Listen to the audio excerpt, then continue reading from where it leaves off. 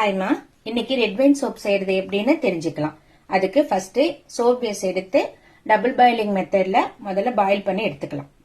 இப்ப double boiling மெத்தட்ல melt பண்ணி வச்சிருக்கோம். இப்ப இதுல ரெட் வைன் எக்ஸ்ட்ராக்ட் இது 10 ml, கிளிசரின் 10 ml,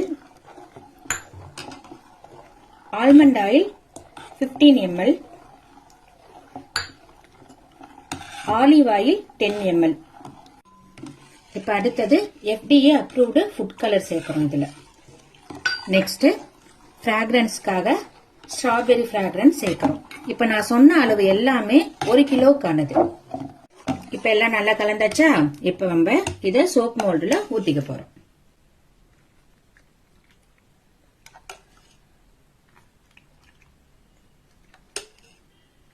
அவ்வளவுதாங்க.